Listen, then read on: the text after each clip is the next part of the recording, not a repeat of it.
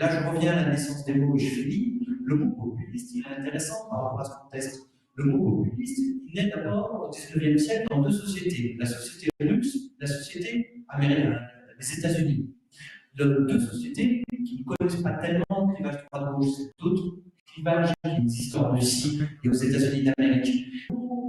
Son essor en Europe grâce à un écrivain russe qui vit en France une partie de sa vie et qui écrit un texte en 1912 où il invente le mot populisme en français pour définir, pour traduire en français l'idée du socialisme agraire russe et l'idée qu'il faut des réformes sociales dans une société qui conserve ses traditions, une société qui refuse la lutte des classes, qui refuse les plans de gauche, mais qui permettrait le progrès social et qui reconnaîtrait le progrès technique. Et aujourd'hui, si le populisme est à l'assaut des démocraties européennes, je crois que ça revient à cette naissance du monde, on n'est pas pour les.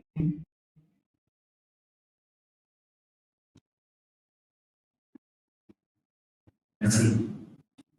Yeah, I must say that I'm personally and political theoretically very critical of the term populism. You know, because the term populism, especially when it's like to left-wing strategy, to left-wing politics, you know, what the left should do, and then of course you mentioned shutdown. There are others, of course, in France, of course, there's Jean-Luc Mélenchon, in Spain, it was Podemos, who were advocating a sort of left-wing populism. Well, it might sound nice, it might sound as a good strategy to come to power, but I remain critical of it. I'm even more critical of it. Why? Because very often populism is connected to a very strong leader. It is also connected to this projection of politics, even transferring psychoanalytical terms to the figure of the Messiah, to the figure of the one who will save us, whether it is Alexis Tsipras, Iglesias, Lula, or someone else. So I think politics, which is so focused on the figure of the leader, is very problematic. Which doesn't mean I don't believe that we don't need leadership. We definitely need leadership, but we need a reinvention of leadership, which wouldn't be so much focused on the populist leader and then the whole iconography which comes with it.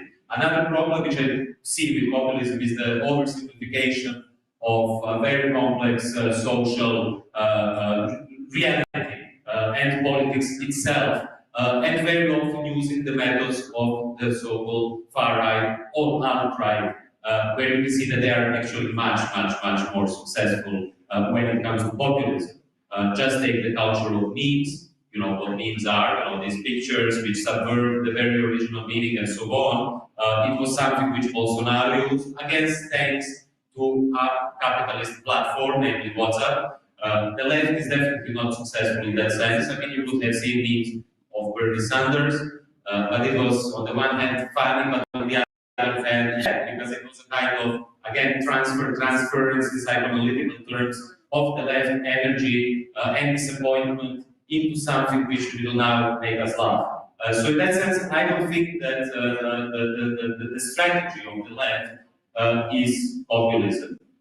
Some sorts, populism in the sense of building popular power, yes. Populism in the sense of using popular power and the population also. But I remain very critical of the nationalist left, which you could have seen also in Greece, you could have seen it in France, you can see it all over. Of course, historically, it made sense in Algeria or in other countries that if you have a national liberation movement from colonialism, that you obviously have to use some references to the nation itself. But I think the left has to go beyond the nation state. Of course, that's easier to say than to do in reality. Of course, that's utopian. I know it's utopian. But I think a left which remains in the idea that reclaiming the nation state is the future and that this is radical politics, I think this is the left of the past. Why? Because the nation state itself is a product which has perhaps a few hundreds of years. And if you read, for instance, the new book by David Graeber and his co-author, which was just recently published, The Dawn of Everything, you will go back 40,000 years using archaeology, anthropology, other sciences to prove that during history there were different social formations. Unlike Harari, unlike Steven Pinker, this kind of utopistic humanism, which understands history in a very linear way. So in the sense that we went from hunter-gatherers to the agricultural revolution, and then progressively we had city-states, feudalism, capitalism, industrial revolution, nation-states, and this is as famously or infamously Francis Fukuyama at the end of history, liberal democracy.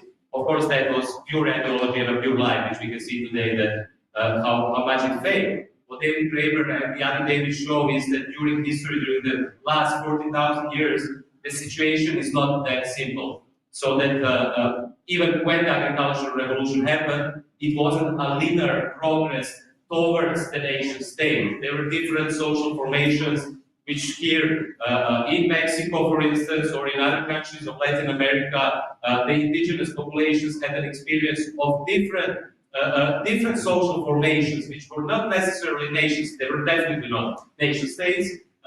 Some of them had a seasonal character. In some societies, parts of the year male would govern and parts of the year female would govern. So there were all sorts of social formations. And what I'm interested in is how the left can go beyond this fixed idea of the nation state. Because from the long-term perspective, and the long-term perspective is tens of thousands of years, and it is the perspective of evolution as well, the nation state is a very insignificant point in history, which of course doesn't mean that the nation state is not provoking a lot of harm, that it cannot provoke world wars, which can end up in a nuclear war, that because of nation states and nationalism you have vaccine apartheid. You've seen what's happening now with Omicron, where Botswana actually ordered millions of doses of Moderna vaccine back in August, but they arrived in late October because the big pharma is doing business as usual, so you have vaccine apartheid. You could have seen it in Europe as well, how the richer nations, France, Germany, others, didn't care about the periphery of the European Union. It wasn't, as the official anthem of the European Union says, Alle Menschen werden Brüder, all men are becoming brothers. It was each state for itself. And you can see it in the world as well. So in that sense, I think it's very problematic if the left thinks that just advocating the nation state will bring a solution to our problems. I think what we need instead of that, that's also why I'm active in a movement which is called, on the one hand, that's one movement, DiEM25, Democracy in Europe movement, and the other one, the Progressive International, which recently had its observatory delegations in Chile, in Ecuador, in Brazil. So what I think we have to do today is to build a new transnational movement. This transnational movement, and I'm saying not international, but transnational, because I think we have to go beyond the nation itself. While the World Social Forum, of course, as you know, is weaker than ever, I don't know even if it exists still. The non-aligned movement is a joke. You could have seen what happened in Belgrade when the big non-aligned movement, once a big non-aligned movement, gathered in Belgrade, the Russian foreign minister came, which I think is the last coffin into the name of the non-aligned movement, which was in the original idea that you build an autonomous non-aligned bloc which will be opposed both to the United States and to the Soviet Empire. So while the World Social Forum is weak, the non-aligned movement, if you ask me, doesn't exist.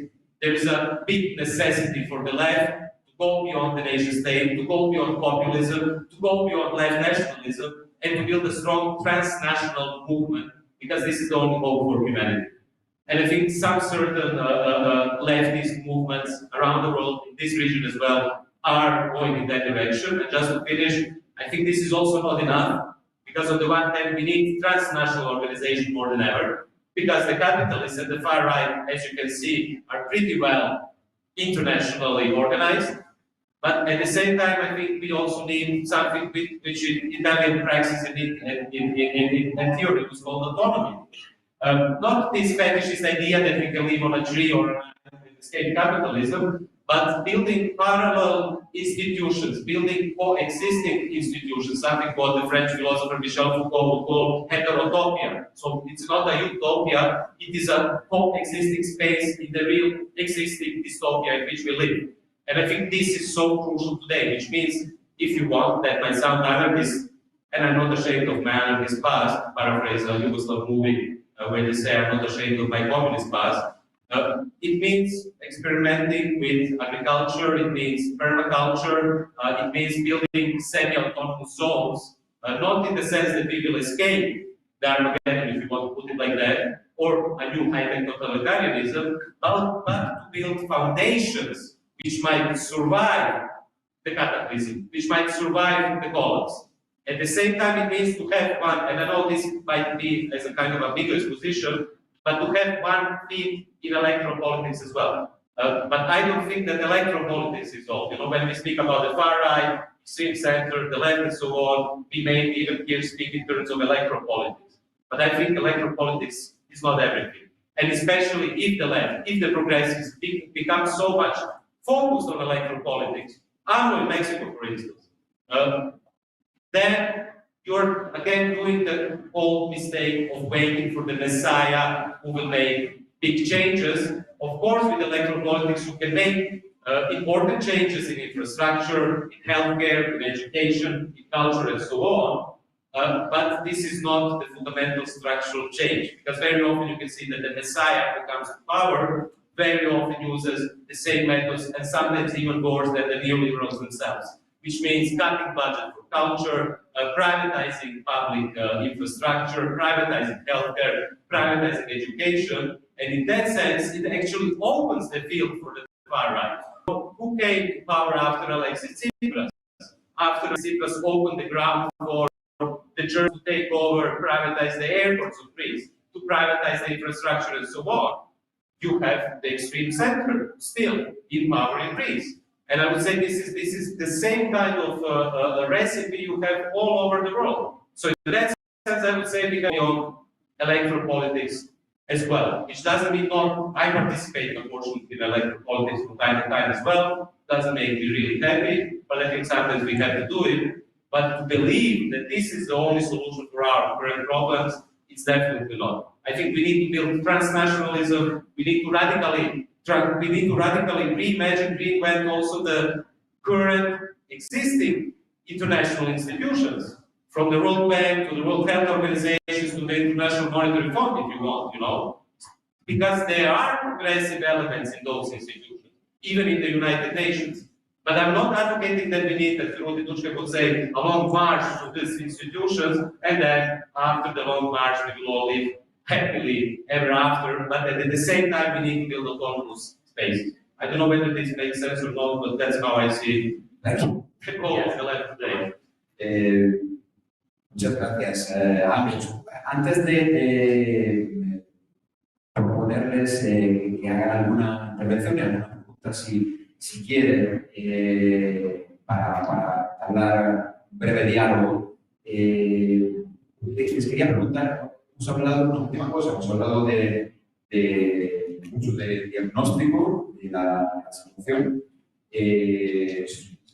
Especialmente ha hablado también de camino, de camino hacia pero les quería preguntar, empezando por Nicolás, por el caso que vive a diario en Francia, en Europa, en el mundial,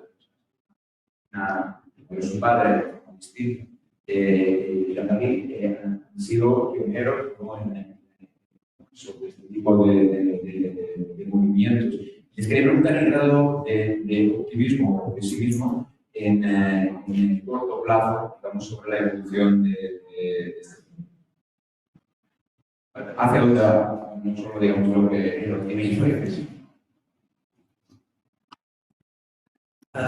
Vaste question. C'est un truc avec ce qui était dit avant. J'étais intéressé par ce que vous disiez, parce que moi j'appartiens depuis 2015 à un programme de l'Université George Washington qui s'appelle Histoire transnationale des extrêmes droites. Et on travaille uniquement sur des aspects transnationaux du nationalisme. Et je crois que c'est essentiel, bien comprendre qu'en histoire économique, on considère que la globalisation financière commence dans les années 1860. Ça fait bientôt 2 siècles qu'on est sur la globalisation financière. Et le stade transnational du monde, Eric Hobsbawm, historien britannique, avait brillamment démontré que c'était justement un effet d'accélération de la globalisation en 1945.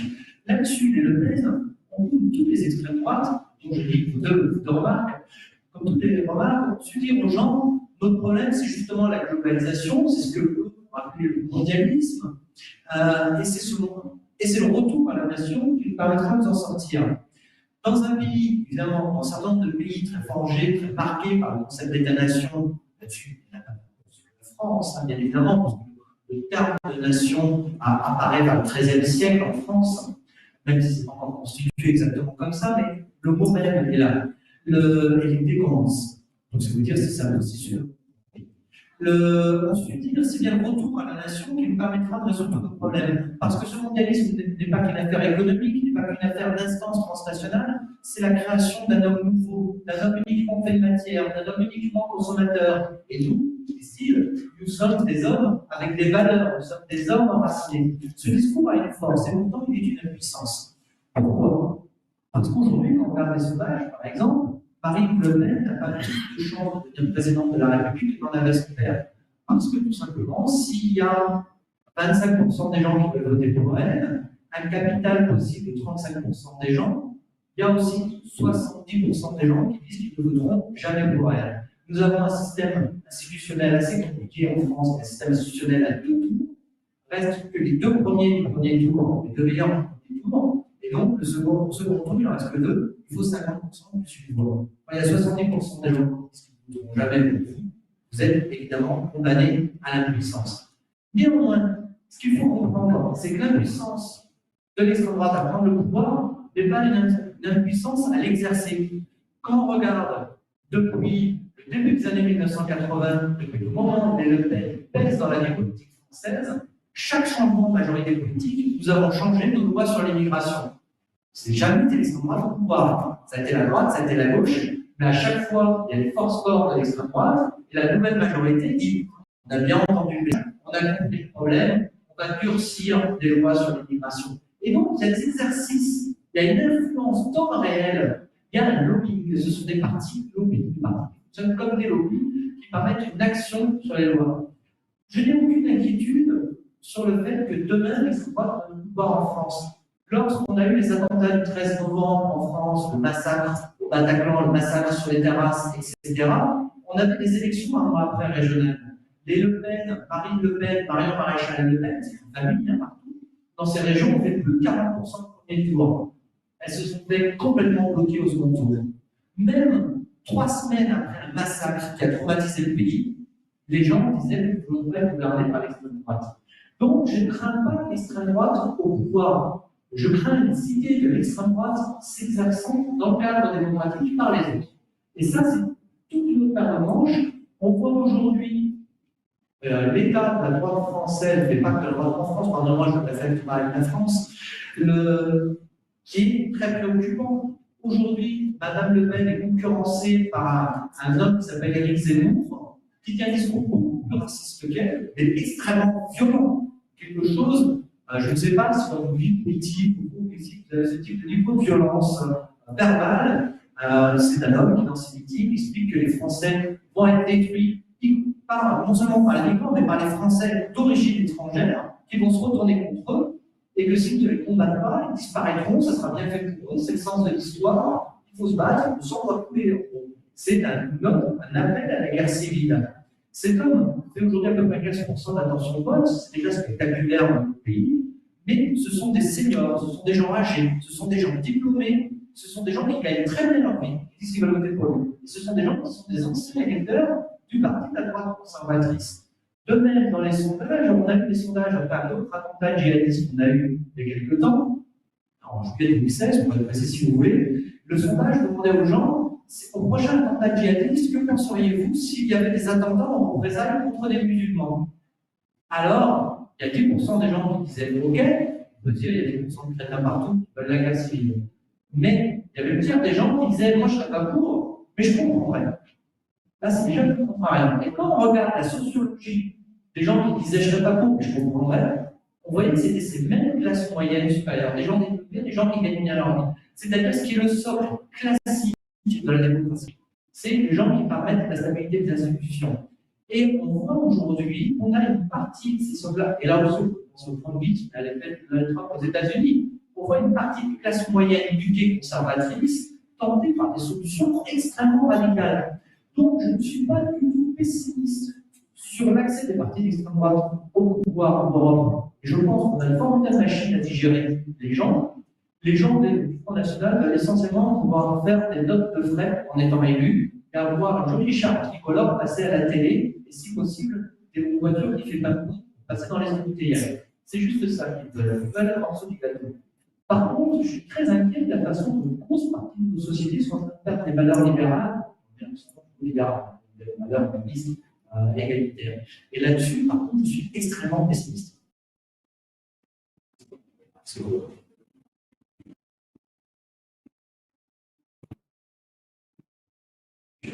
No sé si quieres añadir algo pues, al respecto, o igual pasamos a las preguntas, hacemos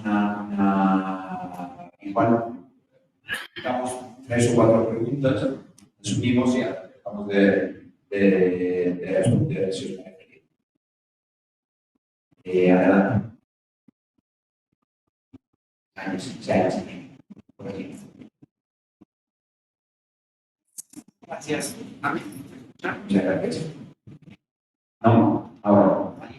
A mí me gustaría saber un poco más cómo es la emergencia de movimientos de derecha. No. Ahora sí. Ah. A mí me gustaría saber cómo ven la emergencia de movimientos de derecha en América Latina. Just a second. I'm afraid that the translator said that you will have to repeat the question so they can hear the question because they're not directly connected to the mic. So you have to repeat the question. Se puede preguntar de nuevo si no se lo ahora sí. Y a mí me gustaría que nos dieran algunas opiniones sobre cómo ven ustedes la emergencia de movimientos de la derecha, de liderazgo de derecha en América. Me parece que las realidades son muy diferentes aquí a las que ustedes están describiendo en Europa. Digamos, Bolsonaro, Milei en Argentina, Cast en Chile, que acaba de ganar la vuelta. Si hay alguna relación, porque a mí me cuesta encontrar un vínculo muy directo, digamos, ¿qué tiene de parecido y qué tiene de distinto estas nuevas de la derecha que han emergido en América Latina de las versiones de la derecha en Europa? Muchas gracias. Aquí a la derecha.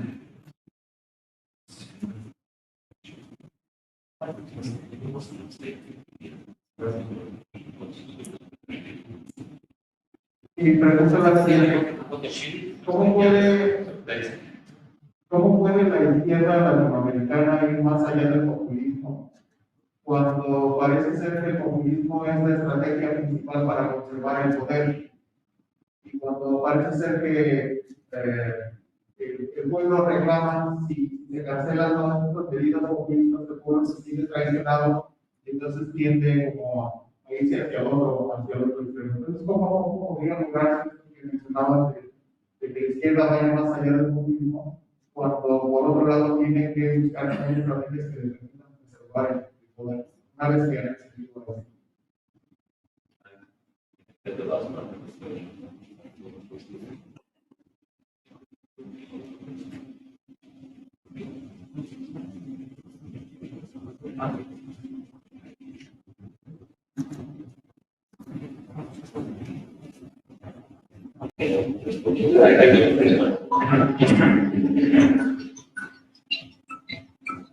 Si quieren contestar.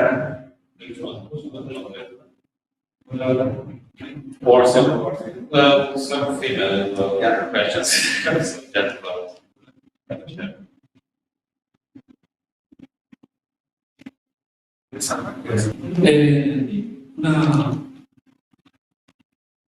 Me pregunto un poquito en torno a cómo, a partir de todo lo que estuvieron comentando sobre los fenómenos de la derecha en Europa, yo lo que puedo encontrar más o menos en ese minuto de los fenómenos de la derecha acá en Latinoamérica es que hay condimento principal en su discurso, en su narrativa, que es altamente misógino, altamente homofóbico, altamente patriarcal, etcétera, etcétera. El discurso de Milei, de Bolsonaro, de Cas, etcétera. Yo soy de Paraguay, etcétera. Mi pregunta es, dado que si pensamos más o menos desde una perspectiva realmente histórica de los últimos años, vemos que el discurso de la derecha se nutre principalmente del antifeminismo, de la oposición a los derechos de las comunidades sexuales, de la diversidad, etcétera, etcétera. Y cómo es como que en gran medida una bandera estandarte de estos movimientos que parece que lo económico viene secundario, principalmente levantan una bandera en torno a la libertad de permanecer dentro de esos marcos rígidos normativos, por así decirlo. Entonces mi pregunta sería, más que nada en términos filosóficos, como para Shevko, ¿dónde ubicamos la resistencia antipatriarcal en esta respuesta que le podemos dar a la ultraderecha? Desde los feminismos, desde los movimientos de disidencias sexuales, desde una izquierda que empiece a hablar en términos como decía el lugar de Argentina, de una ofensiva sensible, si es que esto es así. Muchas gracias. Y había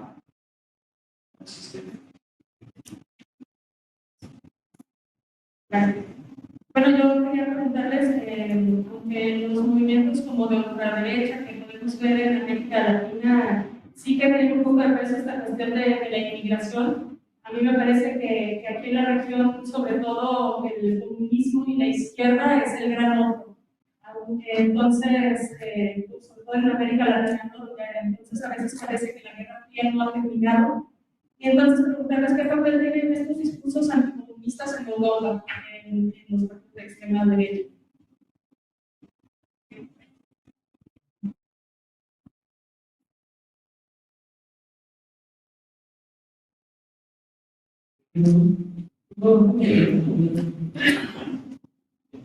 Adelante. Disculpen que había visto. Yo les quería preguntar que, o sea, mencionaron un montón de filósofos que pues yo la verdad que conozco, ¿no? Pero no mencionaron a Marx. Preguntarles, o sea, ¿este autor está muerto? ¿Ya no se toca en el discurso ni siquiera? ¿O está este otro autor, ¿no? Thomas Piketty, este francés, que es como el nuevo Marx, ¿no? Pero no mencionaron nada pues, de este cuate, un país que ya se murió.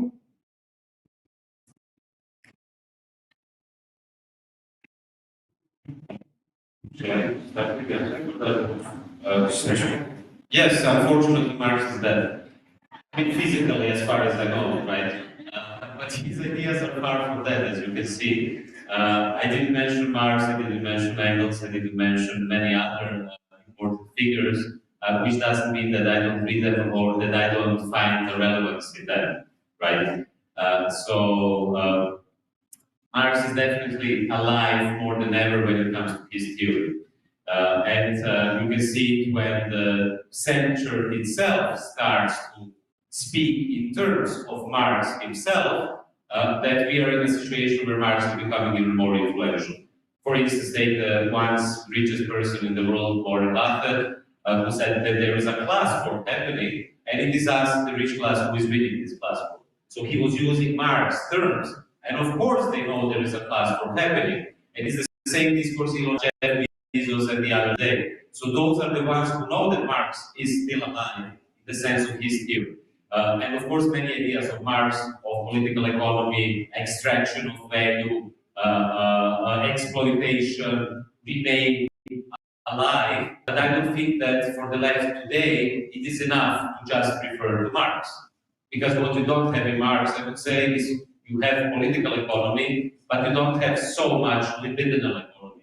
Libidinal economy in the sense of understanding that, as you said, I think Nicola said at the beginning, that in the 60s you had an acceleration of capitalism which went in the direction of financialization. You know, this is the dream of Margaret Thatcher, Ronald Reagan, the rise of Wall Street, the rise of big differences between the salaries of a manager and CEO and the other workers in the companies. But what we are living in today is what I would refer to together with Franco Bifo, a Marxist philosopher from Italy, contemporary philosopher, as semi-capitalism. And you know, Marx didn't really, as far as I know, write so much about that because that reality didn't really exist during the or after the Industrial Revolution. A reality of capitalism which is based on the production and reproduction of science, cryptocurrencies, NFTs. I don't know whether you saw these days that someone bought an NFT of a super yacht worth $650,000. You know, this is the reality of capitalism today. That by science you can actually exploit people or extract value and further expand capitalism itself. And if you have this situation, I think it's very important because it comes into the cycle, into the psyche of people. So that's also the reason why psychoanalysis is important. Why you have to combine Marx with Freud and Jacques Lacan if you want. I think that's really important today because what the alt-right is doing, they understand very well how to touch the hearts and the minds of the people and how to manipulate it. And I think left is pretty important when it comes to that. And populism is also very important when it comes to that. So that's my answer to your question. I don't know whether you're satisfied. About to come to another question, I see many links, as you see many links between the, although I'm not an expert in Latin America, it's my first time here on this continent. I hope I will return many times and learn more things from you. So I cannot tell you things which you know better than me, but I can see many links, and these links are definitely patriarchy, misogyny, anti-refugee, anti-migration, not sentiments but policies. You know, similar things which are happening on the Belarus-Poland border are happening on your borders as well. You know, these are the connections. I mentioned some of the connections as well. I don't know whether you have asked this question, what links do I see? I've been here in the room at the beginning. I mentioned that the foreign minister of Bolsonaro's government met with Elon Musk. You know, that's a connection which you can see in Europe, which is the mixture between big tech and the far right or the existing governments, whether it is Starlink, whether it is Amazon, whether it is Tesla, whether it is Palantir, Peter Thiel, and so on. These are the connections which worry me a lot, because I think that the misogynist, anti-refugee connections are pretty obvious, I would say, at least for us, for anti-fascists and anti-patriarchal. But this big tech connection between these movements is the most worrying for me. What else? Let's stop here and, well, leave the floor for Nicolas. I don't remember all the questions. I'm sorry, not all of them are translated. So sorry. Yeah. Moi, je mets des notes justement, parce que je sais que j'avais oublié, si vous voulez bien, je vais répondre maintenant à toutes ces questions, parce que c'est une merde. Je voudrais répondre succinctement à chacun d'entre vous, mais surtout, je voudrais faire le lien entre vos questions, parce qu'en fait, vos questions sont où, monsieur Dame Parce que, que ce soit sur la question du genre, sur la question de l'anticommunisme, sur la question des transferts entre nations, on retrouve des choses qui sont au cœur de notre problématique.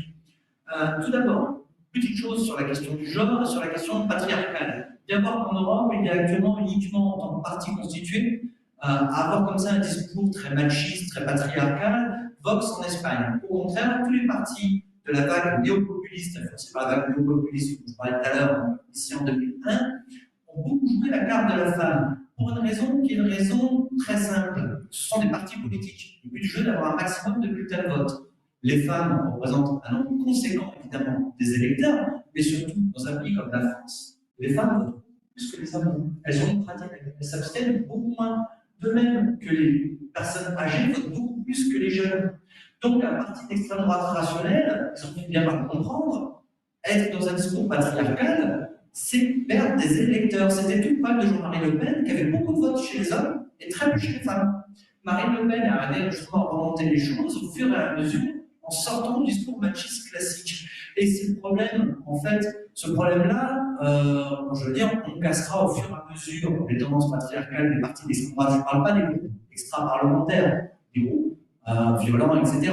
Mais sur les partis électoraux, c'est la montée de participation électorale chez les femmes qui permet de faire régresser leur machisme. Parce qu'un parti politique a gagné. Le reste, c'est des histoires. Donc, à un moment, si ça baisse, c'est pour ça. Et on voit quelque chose qui est très clair dans toute l'Europe, qui est, c'est assez vu par exemple aujourd'hui avec les variations idéologiques d'un certain nombre de groupes, les femmes dans toute l'Europe, je ne me permettrai pas là-dessus de parler de l'Amérique du Sud, réagissent très très mal aux offres politiques avec de l'antisémitisme.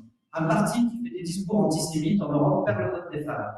Un parti qui décide de dire du mal de l'islam, qu'on appelle un islamophobe, au contraire, voit progresser son vote des femmes. Ce qui a amené à un alignement un certain nombre de partis européens qui se sont dit, en fait, on tape sur les juifs, on se fait mal voir par tout le monde, on perd le vote des femmes. Si on tape sur les musulmans, on se fait bien voir par les partis du système, et les femmes, c'est comme ça, c'est un transfert de vote qui existe. Donc là-dessus, il y a une rationalisation qui se fait par le marché politique, par le désir d'avoir le vote des femmes. Ça nous amène aussi à la question de la persistance anticommuniste. Pourquoi, à l'âge pur, l'anticommunisme est-il aussi important dans le discours des extrêmes droites? Parce que la question, ce n'est pas la question uniquement du système économique. Ça nous amène en fait à quelque chose qu'on n'a pas eu le temps de traiter depuis le début, qui est la question de la définition d'extrême droite. Un mouvement d'extrême droite, quel que soit le pays, quelle que soit l'époque, depuis le début du XIXe siècle, quelle que soit sa tendance, qu'il respecte la démocratie, bien qu'il soit fasciste, ça repose sur deux gros critères. C'est l'idée qu'à l'intérieur de la société que vous voulez régénérer, à votre avis, il faut la régénérer si vous êtes d'extrême droite, ça fonctionne avec ce qu'on appelle l'organicisme. Je sais s'il existait l'organicisme. L'idée de l'organicisme, c'est l'idée que l'unité repose sur la solidarité de chacune des parties. Et c'est conçu comme un corps humain, cette société que vous voulez régénérer. Donc, l'anticommunisme, c'est parce que vous refusez la lutte des classes, parce que ça voudrait dire que la tête et les bras se battent l'un contre l'autre. Le rapport à l'étranger. L'étranger, dans ce cas, ça vient des métastases, et pour ça, c'est la mort. Et donc, l'organisme, c'est toujours au cœur de la pensée des extrêmes droites. L'autre item fondamental, c'est la question du changement du système de relations internationales. Si vous n'avez pas ces deux items-là, vous n'êtes pas d'extrême droite. Quel que soit le courant, quel que soit le pays, quelle que soit l'époque. Donc cet anticommunisme, il reste absolument fondamental parce qu'on part de là, c'est bien cette question d'une société unifiée. Des fois, on parle du côté des extrêmes droites très sociales, très socialistes, ça existe. Bien évidemment, il y a eu plein de courants d'extrême droite qui étaient comme ça. Mais c'était toujours dans l'idée justement de lutter contre la lutte des classes, de permettre une société avec une singularité sans conflictualité, non concernant les hiérarchies. C'est toutes ces particularités-là. Et là-dessus, les transferts se font dans un marché qui est un marché politique, de cible, de référence, tout à fait planétaire. Il faut bien voir l'extrême droite au Brésil qui a été évoqué Jair Bolsonaro. C'est pas le cas de Bolsonaro, d'ailleurs, c'est ça qui est marrant, mais l'extrême droite brésilienne, depuis les années 1920, se par l'extrême droite italienne. Il y a une influence fondamentale de l'Italie sur le Brésil au niveau idéologique dans les extrêmes droites, pas tellement dans le cas de Jair Bolsonaro, qui se prend par rapport à la dictature, mais c'est fondamental. Quelqu'un d'extrêmement inconnu du grand public, qui vient en France, comme Georges Valois, qui était un Français, mais a été traduit dans toute l'Amérique du Sud, a été traduit également au Canada, a été traduit sur les deux continents américains, et a servi à influencer une conception d'ailleurs nationale et sociale de ces extrêmes droites. Là-dessus, il y a une scène transatlantique, on l'a montré dans un autre programme de recherche qui s'appelle Internationalisation des droites radicales Europe-Amérique, qui est un programme de 2011 et 2015. On avait bien constaté à la fin que depuis les années 1950, on ne peut pas uniquement d'extrême droite que dans une échelle transatlantique, on parle de l'Amérique du Nord et de l'Europe. Là-dessus, l'Amérique du Sud, on connaît beaucoup moins bien, moi, et les gens avec qui je travaille dans une équipe de recherche, j'en suis tout à fait navré, je ne voudrais pas dire de sottises.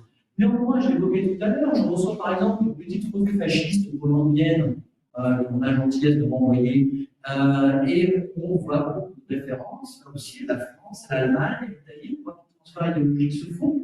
J'ai suivi un petit peu l'innovation idéologique dans les endroits radicales chiliennes de ces dernières années. Français, on n'est vraiment pas perdu, on est très à l'aise, aussi, là aussi, on est l'ensemble des pays européens.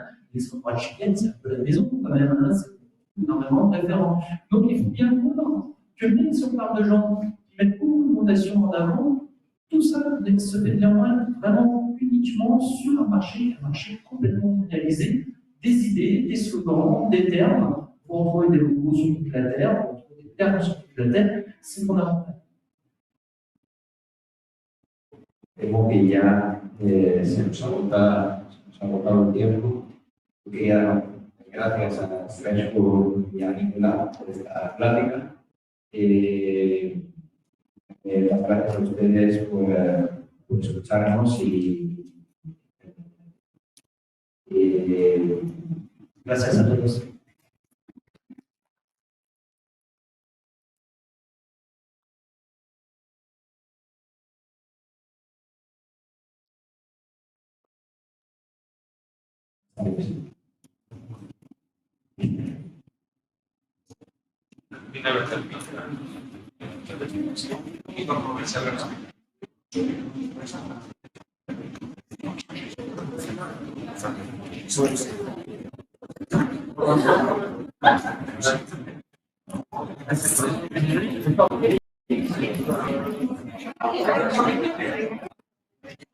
Gracias.